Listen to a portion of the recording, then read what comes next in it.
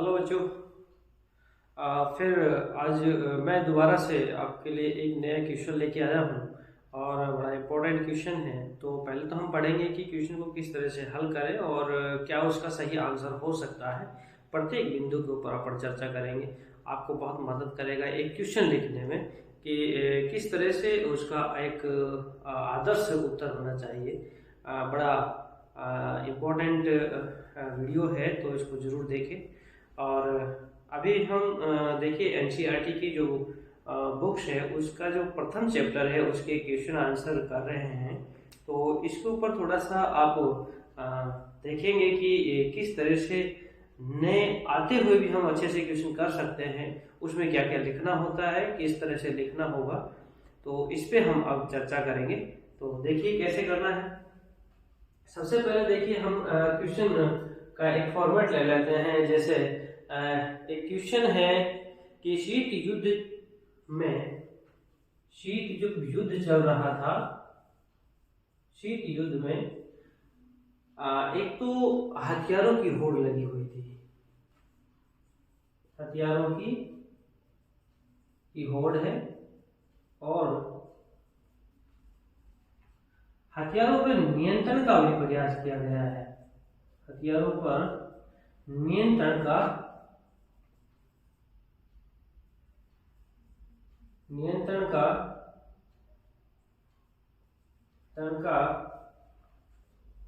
प्रयास भी किया गया है।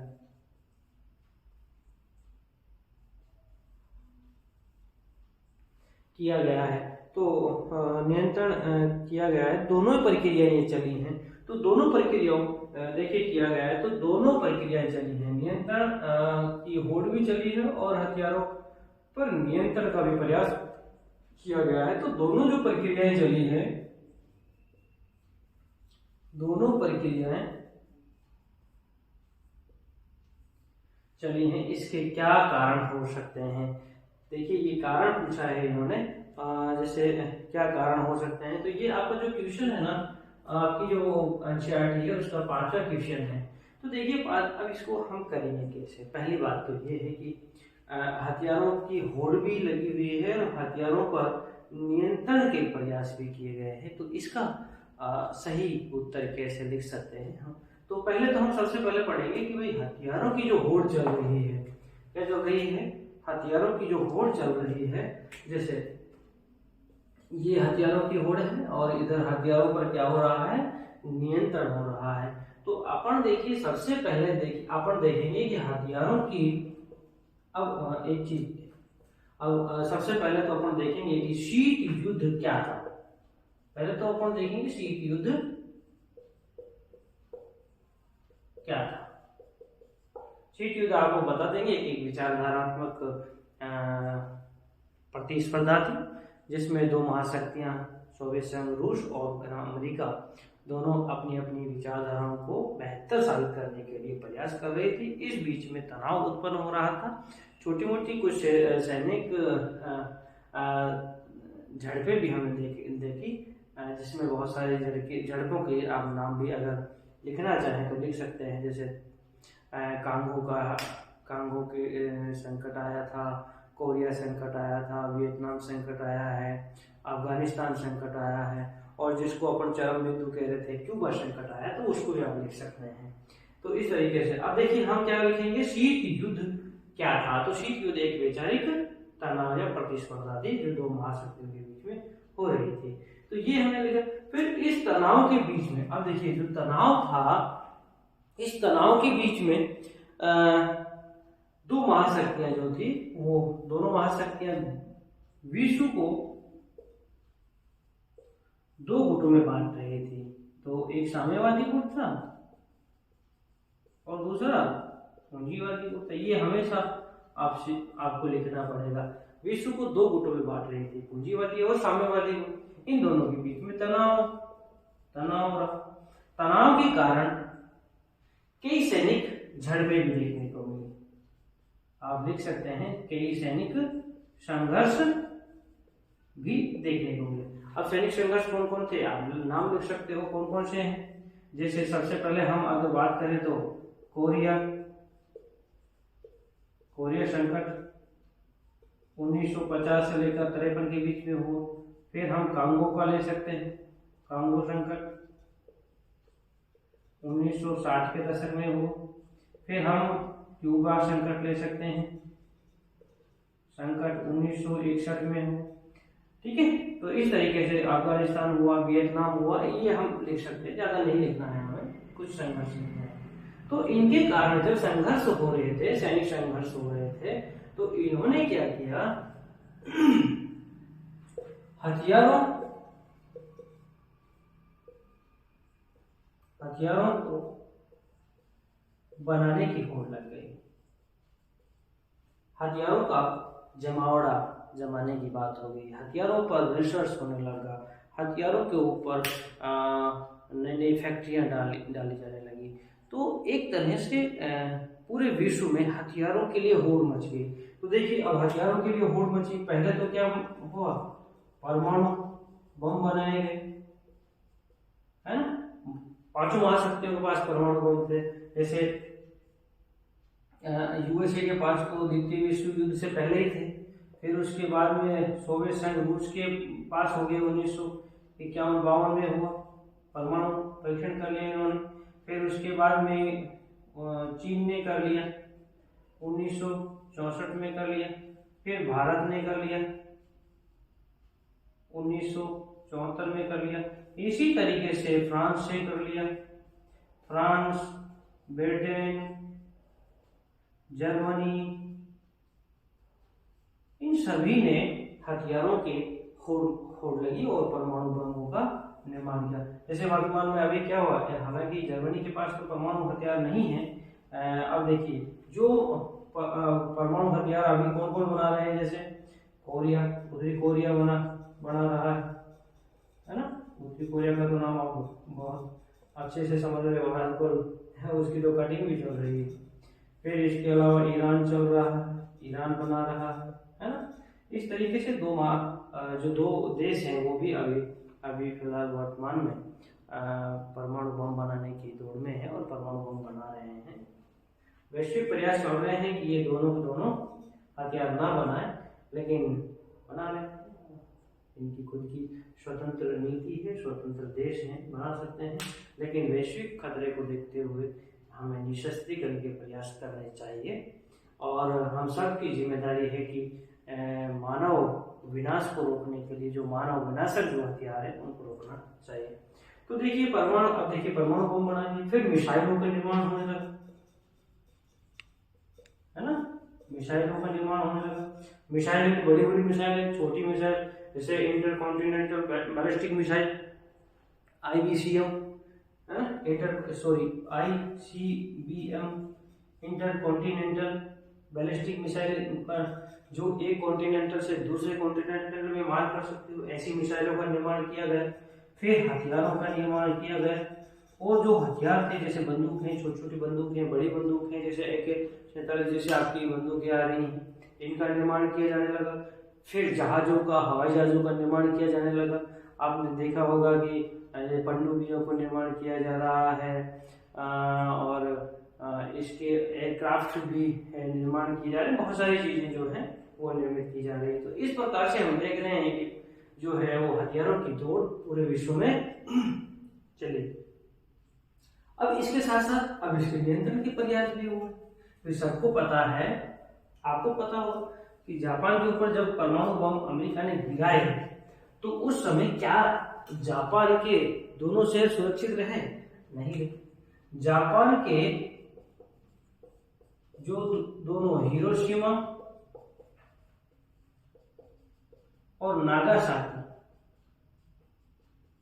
दोनों शहर थे, 6 अगस्त 1945 और 9 अगस्त 1945 को दोनों शहरों पे बम गिराए गए और दोनों के दोनों समाप्त हो गए। अब इसका ये पता था कि बमों से विनाश होता है, लोगों की हत्याएं होती हैं, जीव जंतु मर जाते हैं, बहुत बड़ा विनाश हो जाता है। तो इस संकट, ये समस्या कभी पैदा नहीं हो, इसके लिए भी हमें प्रयास करने चाहिए, मिलजुल के प्रयास करने चाहिए।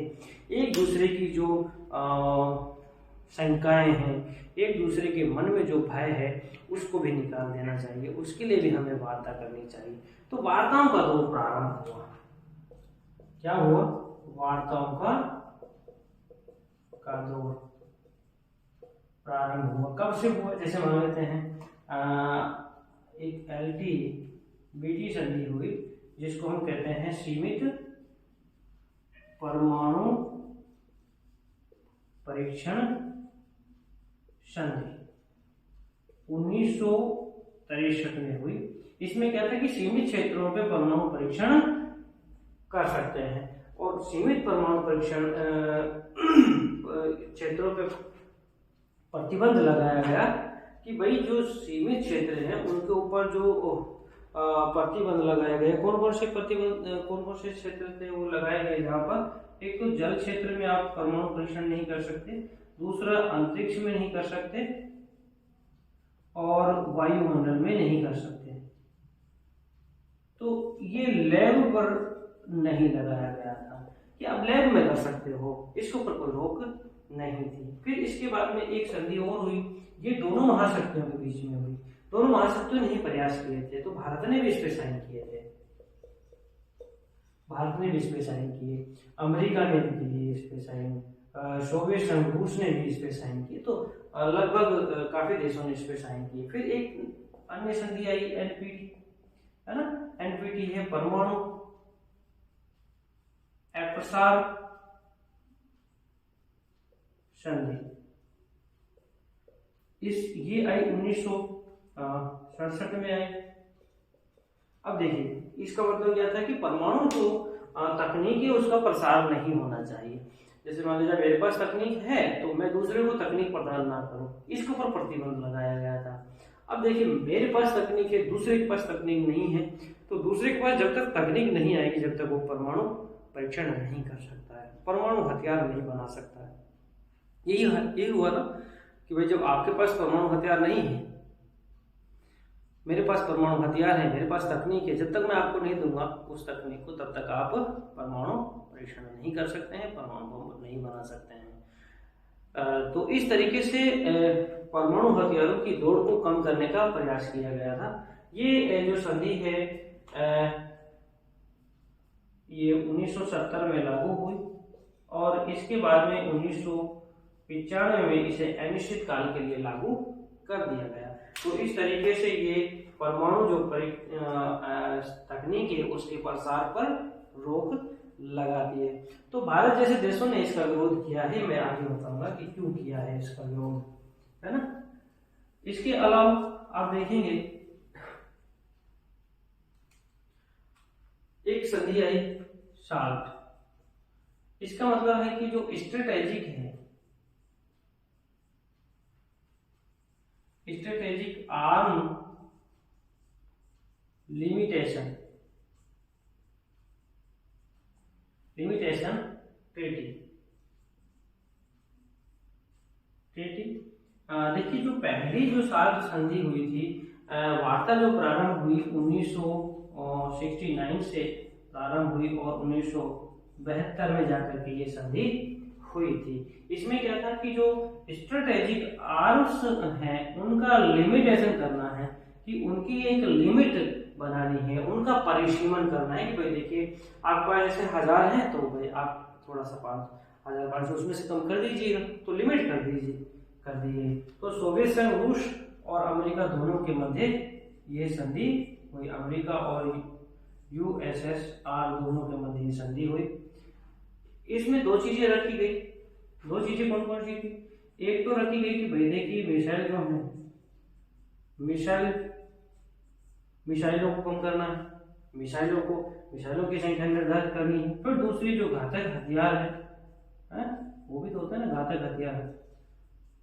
एक तो होता है मिसाइल होती है जो दूसरी जगह जाकर के वार करती है, या वो कोई वार हेडेड, या फिर जैसे परमाणु बम को ले जा सकती है, या फिर कोई विस्फोटक पदार्थ को अपने साथ ले जा सकती है। वैसे वहाँ जो टारगेट होता है उसको पर हिट करती है और उसको खत्म कर देती है। एक तो वो होता है और वहां जाकर ही चलती है वो।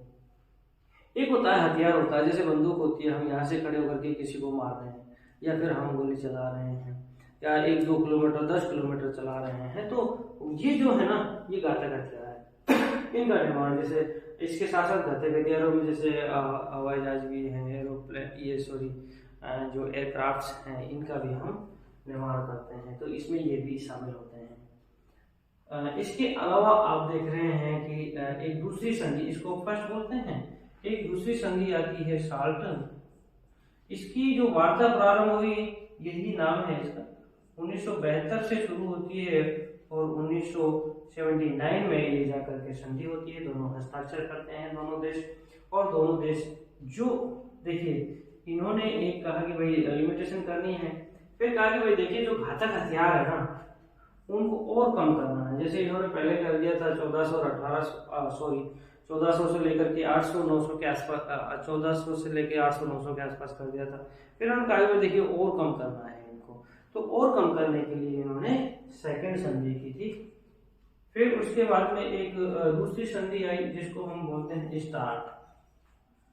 स्टार्ट में क्या है, स्ट्रेटेजिक हो जाएगा आर्म्स, और इसका होता है रिडक्शन ट्रीटी होती है। इसमें हम लिख सकते हैं स्ट्रेटेजिक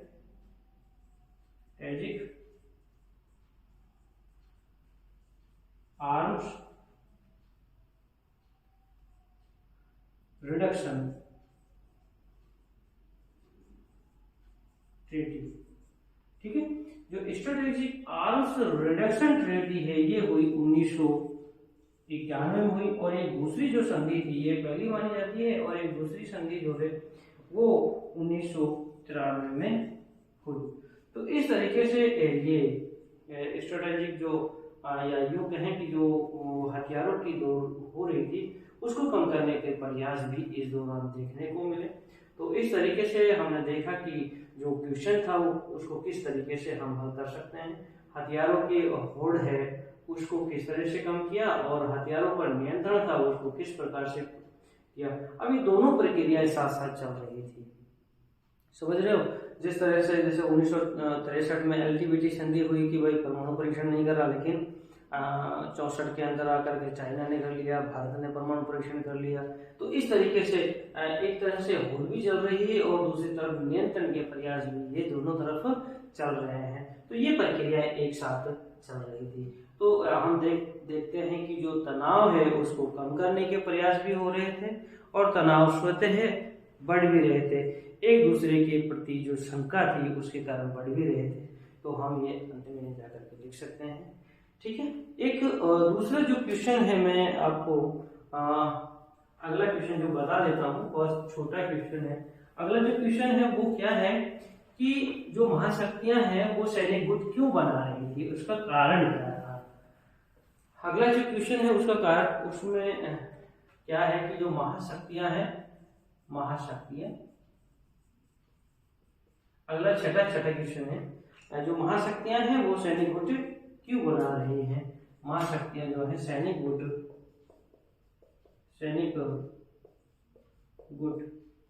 क्यों बना रही है, उसके कारण क्या है। तो शीत युद्ध काल में आप देख रहे हैं युद्ध में महाशक्तियां जो है सैनिक गुट बना रही है। तो आपको सबसे पहले क्या करना पड़ेगा, शीत युद्ध का अर्थ लिखना पड़ेगा। वही शीत युद्ध का अर्थ लिखना पड़ेगा, ठीक है। पहले तो आप इसी को लिखेंगे। फिर दूसरी चीज है कि शीत युद्ध के दौरान जो सैनिक गुट बन रहे थे, सैनिक गुट कौन कौन से बन रहे हैं, मैं नाम बता देता हूँ। सैनिक गुट कौन कौन से बन रहे थे। सैनिक गुट सबसे पहले बना एक नाटो बना। नाटो का नाम मैंने पहले बता दिया है, वीडियो को देख लेना। 1949 को बना, इसमें 12 देश शामिल थे, वर्तमान में 30 देश इसमें शामिल हैं।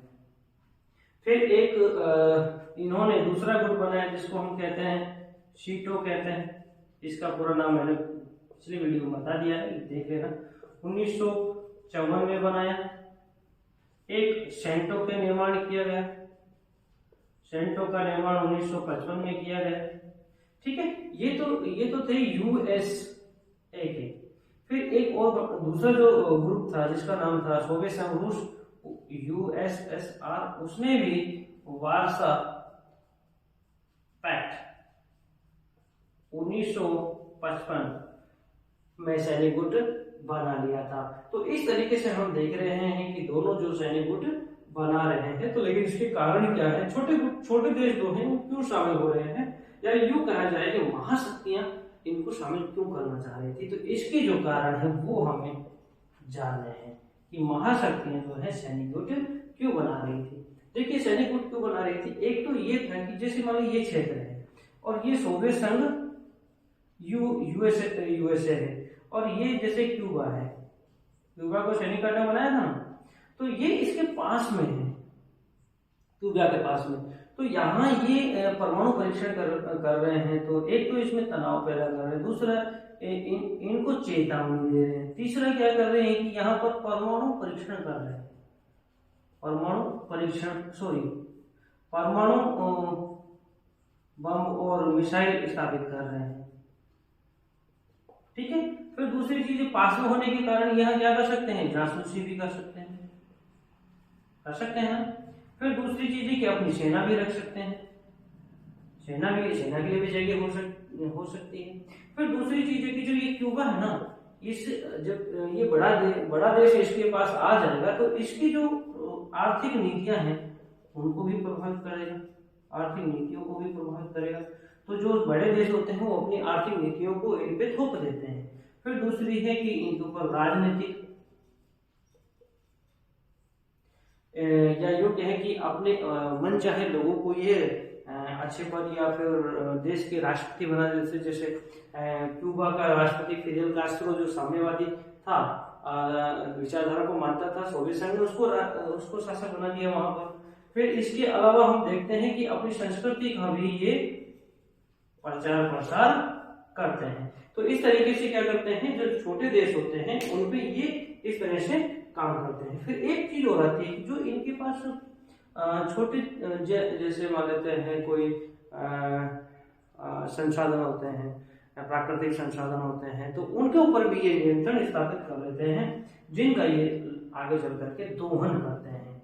तो जो प्राकृतिक संसाधन होते हैं, खनिज पदार्थ होते हैं, संसाधन होते हैं, संसाधन पर नियंत्रण कर लेते हैं, और नियंत्रण करने के बाद में उनका ये दोहन करते हैं और सस्ती दरों पे ये प्राप्त करने में सफलता प्राप्त कर लेते हैं। तो अधिक फायदा इन अमीर देशों को हो जाता है। तो इस तरीके से हम देख रहे हैं कि जो सैनिक गुट बन रहे हैं उनके कारण क्या है, महाशक्तियों को क्या फायदा हो रहा है। तो इस तरीके से हम लिख सकते हैं कि जो महाशक्तियां हैं उनको वो सैनिक जो गुट बना रही हैं उनके पीछे कारण क्या है। तो आज के वीडियो में हम इतनी ही बात करेंगे। आज हमने 2 क्वेश्चन किए हैं, तो कल के लिए हम फिर विदा लेते हैं और कल हम 2-3 क्वेश्चनों को और